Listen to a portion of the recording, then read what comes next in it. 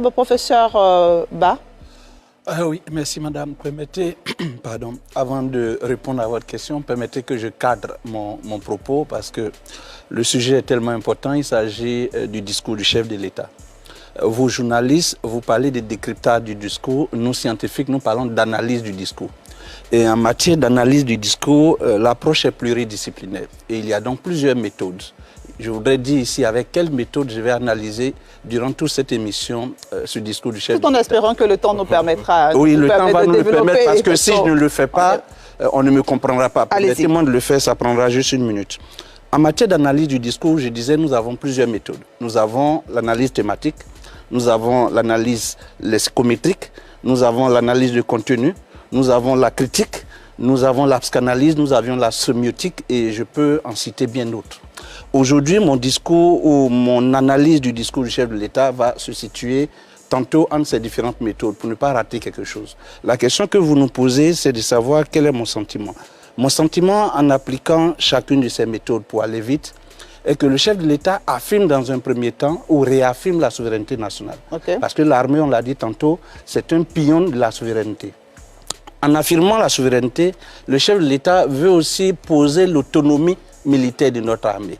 Mais là où on pourrait s'interroger lorsqu'on veut canaliser le discours, c'est avec qui le chef de l'État s'est concerté. Parce qu'il dit, nous, dans le paragraphe, j'ai lu le discours, je l'ai écouté, dans le paragraphe qui parle du retrait de l'armée française, le chef de l'État dit, nous devons être fiers, nous pouvons être fiers de notre armée. Ce nous, lorsqu'on l'analyse de manière sémiotique, il s'agit de nous, Ivoiriens, nous, peuple ivoirien, y compris le chef de l'État lui-même. Après, il y a un deuxième nous qui intervient. Ce nous dit, nous sommes concertés. C'est de manière concertée. Qui est ce nous? Le chef de l'État et le Parlement, le chef de l'État et le gouvernement, le chef de l'État et le peuple ivoirien, le chef de l'État et les Français. Moi, je n'en sais rien. Mais je remarque que les deux noms n'ont pas le même contenu. De ce point de vue, ce retrait concerté me laisse quelque peu perplexe parce que je ne sais pas à quel moment la concertation a eu lieu. Autre niveau d'analyse, c'est que ce retrait ressemble de mon point de vue, tantôt il est l'expression de la souveraineté, l'expression de l'autonomie militaire, mais tantôt il est aussi l'expression de l'enfant chéri, l'enfant gâté qui prend son autonomie vis-à-vis parce que devenu adulte. C'est du point de vue psychanalytique. Depuis longtemps, l'armée française existe, c'est une armée d'une colonie qui est chez nous, d'une puissance coloniale qui est chez nous.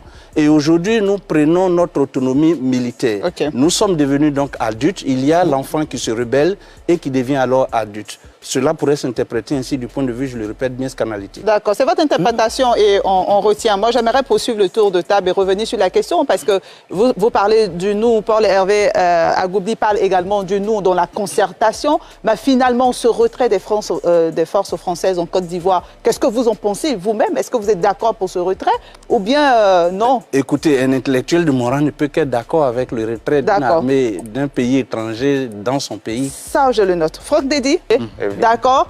Oui. Professeur Ba? Non, juste trois choses, madame. La première chose, c'est vous dire, sans que je n'interfère dans la gestion, de gérer de manière plus objective le temps. Parce que tout à l'heure, vous savez, le sujet il est important pour moi et pour toute la nation. Et dans ce pays, où, quand le chef de l'État parle, vous parlez, on cherche vos cesses politiques. Je voudrais tout à l'heure cadrer mon propos. Parce que mon propos, il est méthodique. J'utilise des méthodes et je parle sur la base de ces méthodes. Laissez-moi le temps d'expliquer. J'ai dit à partir de la méthode sémiotique, qui est une des méthodes d'analyse du discours. Je lis, le chef de l'État a parlé, j'ai tiré le discours. Je lis, nous pouvons, c'est le même paragraphe, nous pouvons être fiers de notre armée dont la modernisation est désormais effective. Point. C'est dans ce cadre que nous avons décidé du retrait. Dans le même paragraphe, nous avons deux noms. Approche sémiotique, ce nous n'a pas le même contenu. D'accord, mais ça vous l'avez déjà dit. Oui, mais quand je le dis, maintenant quand je le dis... Malheureusement, le ton n'est pas très élastique. Mais lorsque d'autres parlent, il y a le temps. Oui. Lorsqu'on veut cadrer le propos, vous dites qu'il n'y a pas de temps. Sauf qu'il y a plusieurs idées qui se rejoignent. Non, mais moi, quand je dois parler, madame, quand je dois parler, je dis dans quel cadre, je termine. J'ai dit de mon point de vue, le retrait de l'armée française, c'est quelque chose de positif. Comment cela a été fait Pourquoi ça a été fait ainsi? Cela relève du pouvoir du chef de l'État. Je ne m'en mêle pas en tant qu'Ivoirien. J'ai dit l'armée française part, c'est un point de notre souveraineté. Qu'on puisse dire ça ne fait pas partie de notre souveraineté. Je n'ai pas vu une armée ivoirienne ou africaine installée dans un autre pays occidental. On me dira que peut-être nos armées ne sont pas aussi puissantes, mais les gens défendent leur souveraineté. Nous avons des ambassades, nous avons des représentants militaires qui sont logés au sein de notre ambassade, mais nous n'avons pas une armée installée dans ces pays. C'est chez nous que les autres viennent et quand ils doivent partir, moi je dis je suis satisfait. Maintenant, au-delà de ma satisfaction, vous me demandez quel est mon sentiment. J'ai dit mon sentiment, il est double. Satisfaction d'abord.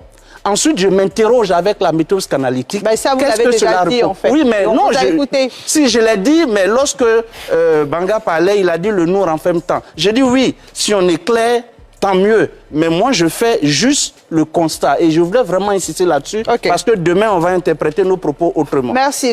Professeur Ba, vous qui êtes de l'université, comme les autres, mais vous êtes avec nous, dites-nous, bien sûr. C'est le big boss ici. Non, pas le big boss. Le prof titre, ça va. Non, en fait, il faut d'abord comprendre de manière globale le discours du chef de l'État. Il y a 3 temps qu'il utilise. Le passé, il se satisfait de toutes les réalisations. Au présent, il voit les défis qu'il y a à relever et il se projette. Et moi, je salue cette approche, cette vision du chef de l'État. Je vous avoue que j'étais satisfait parce que, à écouter souvent certaines personnes, surtout proches du régime, on a l'impression qu'on n'a plus rien à faire dans le pays. Le chef de l'État est venu, moi, me satisfaire. Il est venu montrer que nous avons encore des défis et qu'il y a du travail à faire. Au niveau du bilan qu'il dresse, c'est vrai, c'est un bilan très satisfaisant. Nous avons vu la multiplication des établissements, la construction des universités. Je sors d'une université où nous venons d'avoir des bureaux des enseignants, chose que nous n'avions pas. Ce sont des choses visibles. Mais le président reste conscient aussi des défis. Et la question des classements sur lesquels beaucoup reviennent souvent, je suis qualiticien. Il faut connaître les critères de ces rankings. Quand vous ne les connaissez pas, je suis qualiticien, il ne suffit pas peut-être de construire, il ne suffit pas de dire nous sommes derniers. Qu'est-ce qu'on cherche? Quels sont les critères, quels sont les items qui sont dans ces classements? Aujourd'hui, nous sommes passés à un autre niveau. Ce niveau, nous allons aller l'améliorant progressivement. Donc, de mon point de vue, il est conscient des défis. Et ces défis, c'est ensemble que nous allons les relever pour que nous puissions maintenant aller vers ces classements. Le chef de l'État a construit des amphis. Le chef de l'État a recruté du personnel pour enseigner. Le chef de l'État a affecté des étudiants dans les amphis. Nous devons nous mettre au travail pour savoir quels sont les éléments qu'il nous faut pour que nous allions dans ces classements. De mon point de vue, c'est un défi de tout le monde, des acteurs du milieu de l'enseignement supérieur, comme défi du chef de l'État. Et le fait qu'il en soit conscient et que lui-même sache qu'il y a encore des choses à faire, il y a d'autres établissements à construire, il y a encore des gens à recruter, il y a encore des formations à donner. De mon point de vue, c'est une satisfaction et c'est ensemble que nous allons mener ce combat pour qu'un jour nous soyons classés. Et moi, qualiticien, vous êtes satisfait, d'accord. Non, je peux vous dire, pas que je suis satisfait, mais je peux vous dire, pour avoir participé à beaucoup d'évaluations, je sais sur quel maillon il faut agir maintenant pour que nous soyons classés. Il faut le dire au passage, l'université de Bouaké, une fois est rentrée quand même l'université Hassan Ouattara, une fois est rentrée dans les classements, et je peux m'enorgueillir ici pour dire, lorsqu'elle est rentrée dans les classements, j'étais de la gouvernance de l'université. Et donc c'est une fierté pour vous. Paul Hervé Agou. Professeur Ba, oui, vous n'êtes pas rassuré sur le caractère apaisé de Pas que je ne suis pas rassuré, pas que je suis rassuré. Tout dépend de comment je lis le discours, avec quelle méthode. Je vous avais annoncé mes méthodes, je reviens encore là-dessus. Moi, je suis scientifique, c'est une déformation. Quand je fais une analyse du lexique du président de la République, je l'ai noté quelque part. Vous allez voir que le thème « notre », son occurrence, c'est 29 fois dans son discours. Cela renforce l'idée d'une appartenance. Il parle de nous tous, il s'agit de nous tous.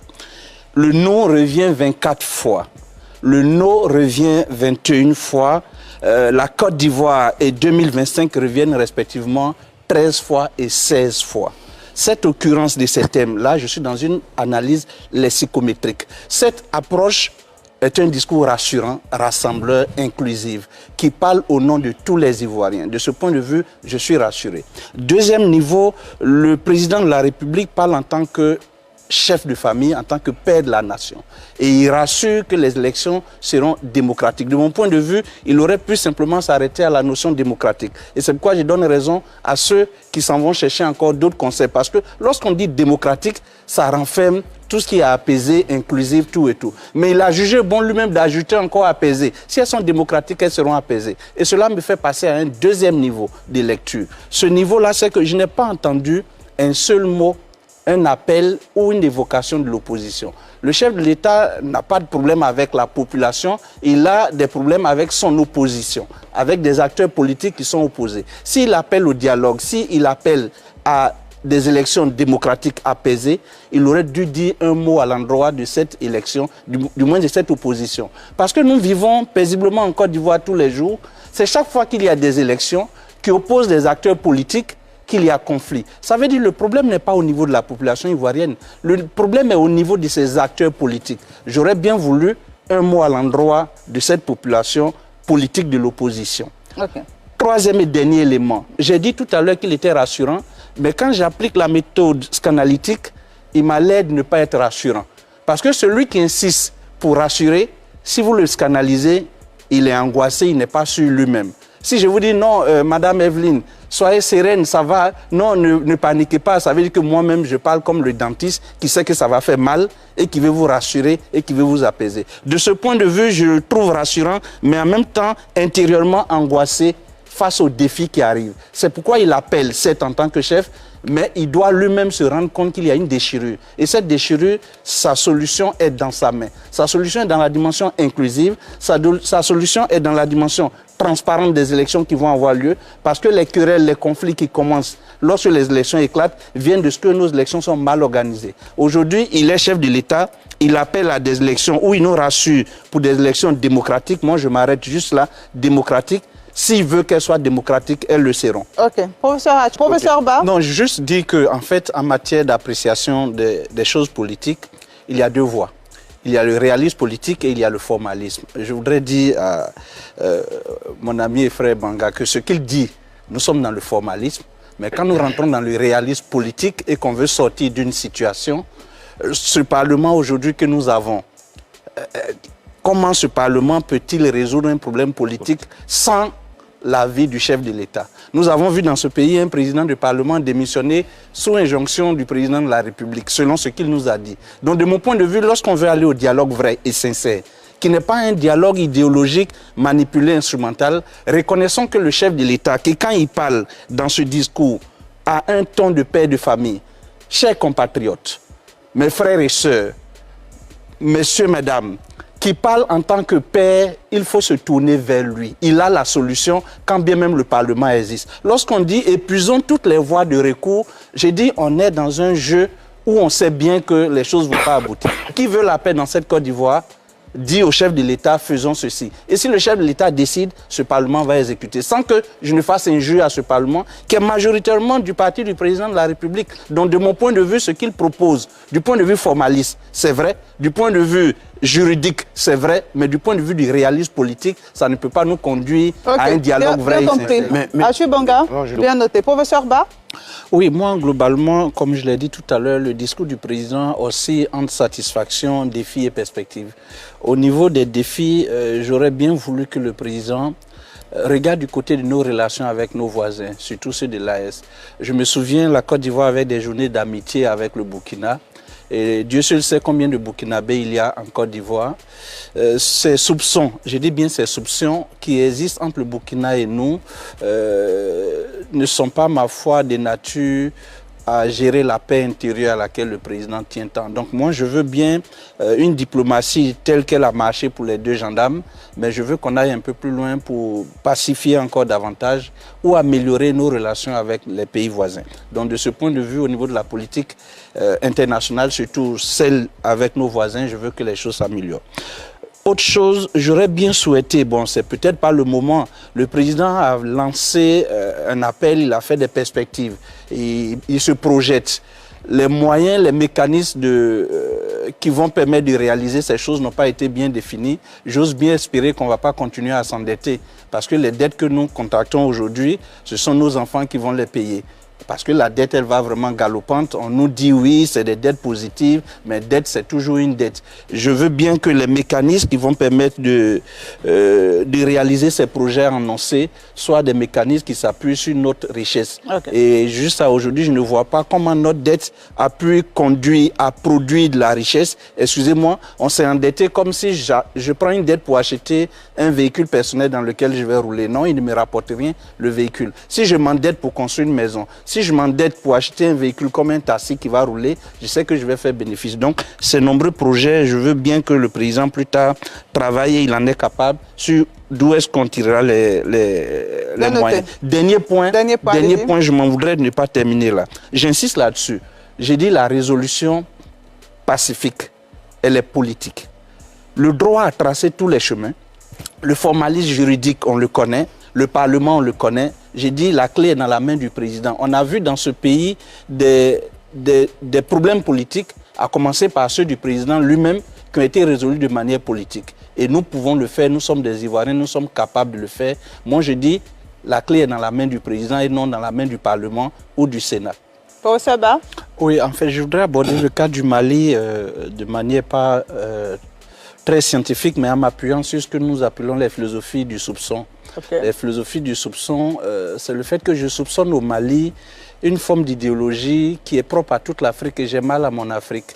Je ne connais pas le fond du dossier, mais ce qui se passe au Mali me fait penser à une des raisons pour lesquelles certains de nos responsables politiques n'abandonnent pas le pouvoir. Parce qu'il suffit que tu partes du pouvoir, on va te sortir toutes tes casséroles. Et ce ne sont pas justement les casséroles qui manquent dans la gouvernance, dans la gestion de nos responsables politiques. Mais ils ont peur, qu'est-ce que je vais devenir? Est-ce qu'on ne va pas me sortir des choses? Et demain, on va m'opposer un formalisme juridique ou politique pour dire passe à tel ou tel endroit. Ce monsieur a été Premier ministre. Moi, je ne lui reproche pas d'avoir aidé les militaires, mais je reproche à l'Afrique de faire des procès, des chasses aux sorcières lorsque les gens quittent le pouvoir et qui ne s'entendent plus avec le pouvoir. Moi, je donne un carton vert au chef de l'État pour son discours. Ce qui m'a plu dans son discours, c'est que le chef de l'État a reconnu qu'il y a des défis. Et ça, cette humilité, elle m'a plu. Tout n'est pas rose dans ce pays, le chef de l'État en est conscient. Je délivre ce carton vert aussi au bureau du programme thématique gouvernance et développement du CAMES, un programme que je coordonne, qui organise un colloque dans le mois de mars à l'université de Lomé. Et pour ce colloque, il y a déjà 370 personnes qui ont répondu et qui ont proposé des résumés pour participer au colloque. Carton vert donc au bureau et carton vert au comité d'organisation qui sont des collègues togolais. Carton vert au président de l'université de Lomé justement, qui accepte que ce colloque ait lieu dans son université et qui met tout en œuvre pour que ce soit un succès. Merci. Franck Etienne.